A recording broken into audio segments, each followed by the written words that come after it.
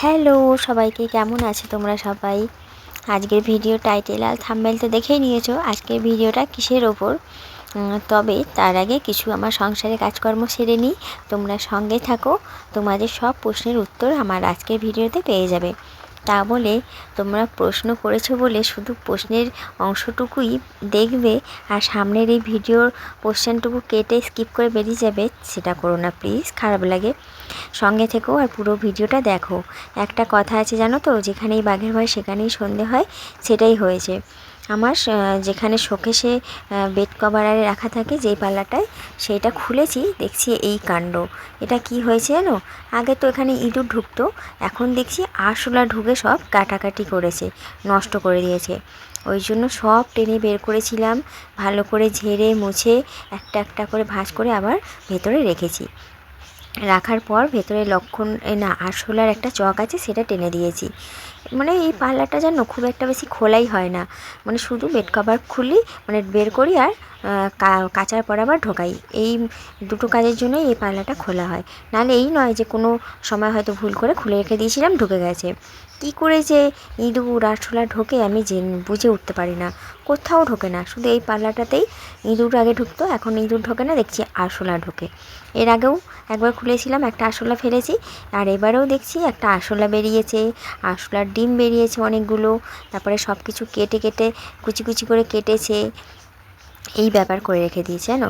যেহেতু ওগুলো পরিষ্কার করেছি, বিছানায় ওটা রেখেছি, ওই জন্য না খুব গাটা ঘিনঘিন করছিলো যে না, এই বিছানা চাদরটা আর আমি পেতে রাখতে পারবো না। খুব একটা নোংরা হয়নি যদিও, তারপরেও যে ওই যেই কাজগুলো করেছি তারপরে যেন কেমন একটা লাগছিল। ওই জন্য ভাবলাম যে বেড কভারটাও চেঞ্জ করে নিই। আর জানোই তোমরা আমার যারা ভিডিও দেখো, বেড কভার চেঞ্জ করতে গেলেই আমার সমস্ত কিছুই মোছামুছি, একটু ঝাড়াঝাড়ি, মানে ওই ডাস্টিংয়ের কাজটা একটু করে নিই আর কি। ওই জন্য সমস্ত কিছুই ওপরে যে শোপিসগুলো রাখা আছে সেইগুলো, খাট, এগুলো মুছে ভালো করে একদম কোনা খামচি থেকে একদম খুঁচিয়ে খুঁচিয়ে বার করে ঝাড় দিয়ে আগে পরিষ্কার করে নিচ্ছি। নেওয়ার পর তারপরে একটা সুন্দর দেখে বিছানার চাদর পেতে দেবো। তো চলো সঙ্গে থাকো আর ভিডিওটা এনজয় করো।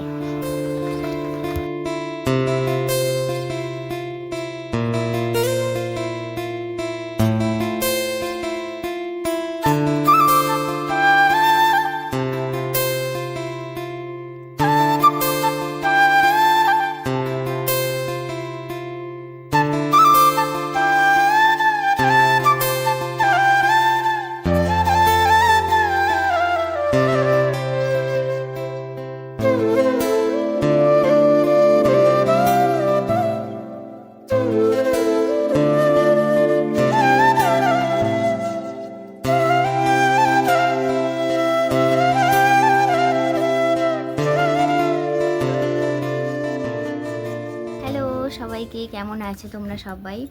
আশা করছি সবাই ভালো আছো। টাইটেল আর থাম্বনেল দেখে তোমরা বুঝে গেছো ভিডিওটা কিসের ওপর। তো অনেক কেউ প্রশ্ন করেছে, আমি দুটো ভিডিও ছেড়েছি, একটা ডাক্তারখানায় গেছিলাম সেই ভিডিও, আর একটা সমস্ত ইনফরমেশান ভিডিও, আর টুকটাক শর্ট ভিডিও ছেড়েছি। মনে হয় সবাই সব ভিডিওটা পুরোটা দেখছে না, ওই কারণে হয়তো প্রশ্নের উত্তর সবার মনে থেকে যাচ্ছে। যদি সবাই স্কিপ না করে ভিডিওটা দেখতে, তাহলে হয়তো এই প্রশ্নগুলো আমাকে করতে না। তো যাই হোক, বেশ কয়েকজন প্রশ্ন করেছে, আর আমি চাই যে সবার হেল্প হোক, কারণ সবাই মানে যারা যারা প্রশ্ন করেছে তারা নিশ্চয়ই অনেক বড় সমস্যায় আছে বা ডাক্তারবাবুকে দেখাতে চায় সত্যি, তাই আমাকে বারবার প্রশ্নগুলো করছে। তো ওই জন্য কিছু প্রশ্ন আমি লিখে নিয়েছি, কারণ আমার কাছে তো সেকেন্ড মোবাইল নেই যে মোবাইল দেখে দেখে বলবো, আমি খাতায় লিখে নিয়েছি। আমি তাদের প্রশ্নের উত্তর দেওয়ার চেষ্টা করব। আর কিছু কিছু ছোটো ছোটো যারা প্রশ্ন করেছিল তাদের ওখানে কমেন্টে রিপ্লাই আমি দিয়ে দিয়েছি। বড্ড প্লেন ওঠে, সামনে এয়ারপোর্ট, তো একটু আওয়াজটা তোমরা হয়তো বিরক্ত হবে, ডিস্টার্ব হবে। তো যাই হোক, বাইরে বৃষ্টিও পড়ছে, তো বেশি বকবক করবো না, তোমাদের একে একে প্রশ্নের উত্তর দিই। অনেকের অনেক কিউরিসিটি আছে, সেগুলোকেও আশা করছি আমি সলভ করতে পারবো। তো পিয়া বারেক অনেকগুলোই প্রশ্ন করেছে, হ্যাঁ হয়তো অনেক বড় সমস্যার মধ্যেই আছে, ওই জন্য অনেকগুলোই প্রশ্ন করেছে। তো পিয়া বারেকের প্রথম প্রশ্ন হচ্ছে, প্রশ্ন না, এটা হচ্ছে কিউরিসিটি। প্রশ্ন না কিউরিসিটি সেটা আমি ঠিক বুঝতে পারছি না, মনে হয় কিউরিসিটি। স্যারের চেম্বারে নতুন পেশেন্ট গেলে তো সেই নাম লিখিয়ে চেক করে। প্রশ্নটা আমি ঠিক বুঝতে পারলাম না, তবে আমি আমার মতন করে বুঝে নিয়ে বলার চেষ্টা করছি। প্রশ্নটা ব্যাপারটা হচ্ছে কি, প্রেসক্রিপশান ডাক্তারবাবু নিজে লেখেন না, ঠিক আছে, ওনার যে অ্যাসিস্ট্যান্ট আছে উনিই লেখেন। বারবার তো আর প্রেসক্রিপশান লেখানো হয় না। ওই যারা নতুন ফার্স্ট টাইম দেখাতে যাচ্ছে তাদের হচ্ছে ওই ডাক্তারবাবুর যে অ্যাসিস্ট্যান্ট তিনি হচ্ছে লেখেন, সমস্ত কিছু জেনে নেয়, কেস হিস্ট্রি মানে কি, ওখানে গেলেই বুঝতে পারে, আমি ডিটেলসে বলছি না। সমস্ত হিস্ট্রি জেনে নিয়ে প্রেসক্রিপশানটা উনি লিখে দেন অ্যাসিস্ট্যান্ট। তারপরে হচ্ছে ডাক্তারবাবুকে দেখানোর সময় ডাক্তারবাবু ওটা দেখেই তো ওষুধ দেবে। এতে চেক করার কী আছে, নতুন পুরনো কোনো ব্যাপারই না। শুধু নতুনদের নতুন করে যারা ফার্স্ট টাইম যাচ্ছে তাদের প্রেসক্রিপশান বানাতে হয়। আর যারা পুরনো পেশেন্ট, যেই মাসে গেলাম পরের মাসে আবার কি আমাকে প্রেসক্রিপশান বানাতে হবে? না, ওটা তোমাকে বানাতে হবে না। ওই প্রেসক্রিপশান নিয়ে ডাক্তারের চেম্বারে চলে গেলেই হবে। কিন্তু যারা নতুন তাদের প্রেসক্রিপশান লেখানোর জন্য অ্যাসিস্ট্যান্টের কাছে বসে থাকতে হবে। আশা করছি তোমার যে কিউরিয়াসিটি ছিল বা প্রশ্ন ছিল সেটা আমি ক্লিয়ার করতে পারলাম। আর প্রিয়া বারিক আরও একটা প্রশ্ন করেছে, কতক্ষণ দেখে একটা রুগীকে, পেশেন্টের কি কন্ডিশান সেইটার ওপর ভিত্তি করে।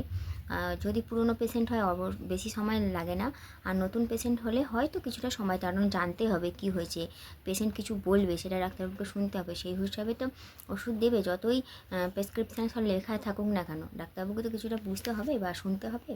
তবে খুব বেশি সময় লাগায় না, কারণ অনেক পেশেন্ট বসে থাকে তো, একজনের ওপরে যদি 5-10 মিনিট করে সময় দেয় তাহলে তো একদম ওই 30 জনের বেশি আর কাউকে দেখতে পাবে না। ওই জন্য হার্ডলি 2 মিনিট, 3 মিনিট কি 1 মিনিট, 1, 2, 3, 1 মিনিট, 2 মিনিট, 3 মিনিট, এই বেশি আর সময় দেয় না ডাক্তারবাবু। সময় দেওয়ার প্রয়োজন পড়েও না অবশ্য।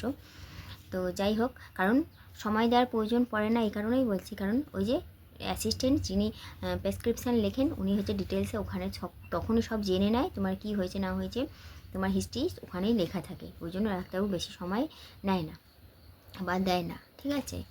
আর প্রিয়া বারিকের আর একটা প্রশ্ন হচ্ছে, স্কিন ডিজিজ ছাড়ে এমন কোনো পেশেন্ট দেখেন? অবশ্যই দেখেন, অবশ্যই দেখেন। উনি সব রকমের সমস্যারই সমাধান করতে পারেন। ওই যে আমি বলেছিলাম না, ভগবানের দূত, সত্যিই তাই।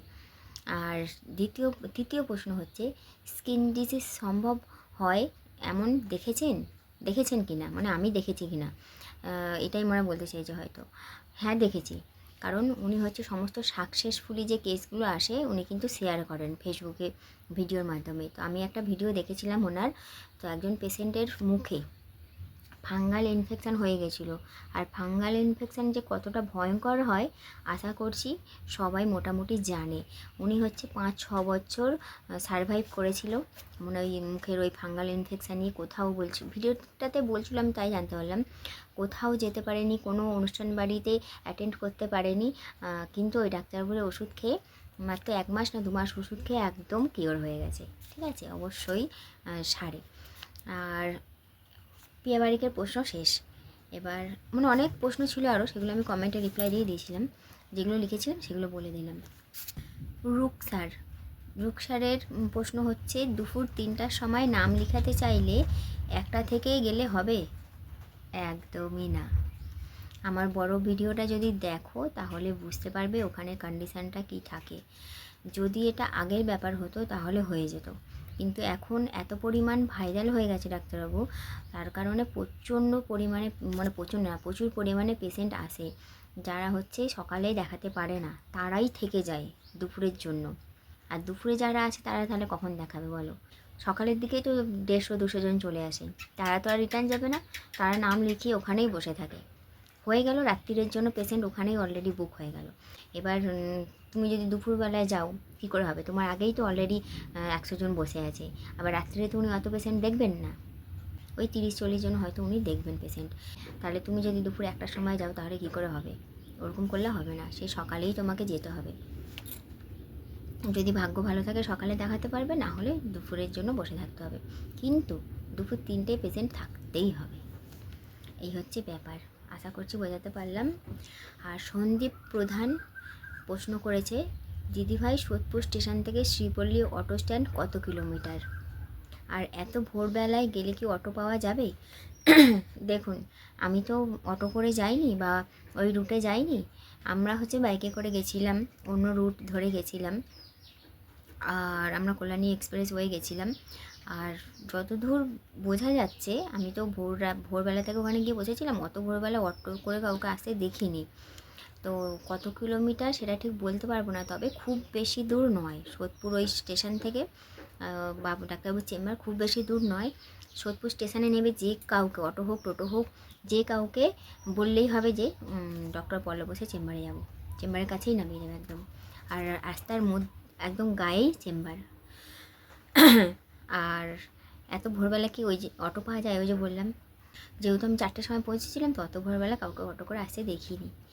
বাবাই রায় প্রশ্ন করেছিলেন ওনার ভিজিট কত। ওনার ভিজিট হচ্ছে 1200, মানে ভিজিট হচ্ছে 700 মনে হয়, কিন্তু ওষুধ আর ভিজিট সব মিলিয়ে 1200 টাকা নেয় উনি। আর ওষুধ কিন্তু 1 মাসের দেয়, যা ওষুধ দেয় 1 মাস হয়েও আরও বেশ কিছুদিন চলে যায়, ঠিক আছে? মানে ওষুধ আর ভিজিট মিলিয়ে 1200 টাকা। আর সব তো প্রশ্ন বা সব কিউরিসিটি আমি আমার ওই ইনফরমেশান ভিডিওতে শেয়ার করেছিলাম, তারপরেও দেখছি অনেকে অনেক রকম প্রশ্ন করছে। হয়তো তারা ওই বড় ভিডিওটা ভালো মতো দেখেনি বা কিছু তাদের সামনে যায়নি। তাও আমি ওই প্রশ্নগুলো যেগুলো একদম দেওয়া উচিত বলে মনে হলো আমার, দিলাম। কারণ আমি সত্যি সত্যি চাই যে সবার যেই সমস্যা নিয়ে ডাক্তারবাবুর কাছে যেতে চাইছো সেই সমস্যার সমাধান হোক। ওই জন্যই আমি হচ্ছে প্রশ্নগুলো একটা খাতায় লিখে নিয়ে বসেছিলাম, ঠিক আছে? তো যাই হোক, চলো, আশা করছি তোমরা এই ভিডিওটা দেখলে, যদি দেখে থাকো যে যে প্রশ্ন করেছিলে তোমাদের উত্তর পেয়েছো। আর যদি পেয়ে থাকো প্লিজ একটা লাইক করে কমেন্ট করে দিও যে দিদি আমার প্রশ্নের উত্তর আমি পেয়ে গেছি। নাহলে আমি তো জানতেও পারছি না তোমরা ভিডিওটা দেখেছো, দেখলে কি না দেখলে। তোমরা ভিডিও দেখছো, হ্যাঁ, কিন্তু একটা লাইক বা একটা কমেন্ট করছো না। এটা খারাপ লাগে যে তোমাদের জন্য আমি এত কষ্ট করে ভিডিও বানাচ্ছি, রিপ্লাই দিচ্ছি, তাও তোমরা একটা থ্যাংক ইউ বা দিদি আমার প্রশ্নের উত্তর আমি পেয়ে গেলাম এরকম ছোটো একটা কমেন্ট করে দিলে কি মনটা ভালো লাগে, জানো তো? বা একটা লাইক করে দিলে মনটা ভালো লাগে। তো যাই হোক, যদি প্রশ্ন উত্তর পেয়ে থাকো একটা কমেন্ট করে জানিয়ে দিও যে হ্যাঁ দিদি প্রশ্নের উত্তর পেয়ে গেছি বা বুঝে গেছি। বা কোনো প্রশ্ন আরও যদি থেকে থাকে সেটা তাহলে এই ভিডিওর কমেন্টে গিয়ে প্রশ্নটা করো, আমি রিপ্লাই দিয়ে দেবো, ঠিক আছে? আজকের মতন তাহলে ভিডিওটা এখানেই শেষ করছি, কারণ আমার গলার অবস্থা ভীষণ খারাপ। কিছুদিন আগে কি হয়েছিল জানো? কিছুদিন আগে আমার গলায় মশা ঢুকে গেছিলো। আর মশা ঢুকে গেলে আমি হ্যাঁ হ্যাঁ করেছি, তার মানে জিভবার করে হ্যাঁ হ্যাঁ করে চিল্লেছি, মানে গলা খ্যাকা দেয় না ওরকম করেছি। আর একটু বেশি পরিমাণেই জোরে জোরে করে ফেলেছি, যার কারণে কি গলার ভিতরটা আমার মনে হয় ছিলে গেছে, কেটে গেছে, কিছু একটা হয়ে গেছে। তো আমার জামাই ষষ্ঠীর দিনকার সকাল থেকে না আমার গলা জ্বলছে, মানে অ্যাসিডিটি হয়ে গেলে হয় যেমন ভয়ঙ্করভাবে অ্যাসিডিটি হয়ে গেলে ওরকমভাবে গলা জ্বলেই যাচ্ছে জ্বলেই যাচ্ছে জ্বলেই যাচ্ছে। আর কিছু খেলে তো একদম আরও দেখতে নেই আরও বেশি হচ্ছে। আমি ভাবছিলাম কি অ্যাসিডিটি হয়েছে, তো জোয়ান খাচ্ছি থেকে থেকে, গ্যাসের ওষুধ খেয়েছি, স্প্রাইট খেয়েছি, তাতেও দেখছি কমছে না। তখন ভাবলাম যে এত কিছু খাচ্ছি তারপরেও যখন গলায় জ্বালা কমছে না, তাহলে এটা অ্যাসিডিটি নয় অন্য জিনিস। তারপরে ভেবে দেখলাম যে না, আমি তো গলায় হ্যাঁ হ্যাঁ করে আওয়াজ করেছিলাম অনেক মোছাটাকে বের করানোর জন্য, তো তাহলে গলাটা মনে হয় ছিলে গেছে। তো এখনও আছে হালকা হালকা, ওই জন্য গলার ভয়েসটা দেখছো তো মাঝে মাঝে কেমন হয়ে যাচ্ছে, ওই আস্তে আস্তে কমে যাবে। যাই হোক, তো যাই হোক, এত বকবক করবো না, আজকের মতন ভিডিওটা এখানেই শেষ করলাম। সবাই খুব ভালো থেকো, সুস্থ থেকো, আশা করছি সবার প্রবলেম সলভ হবে।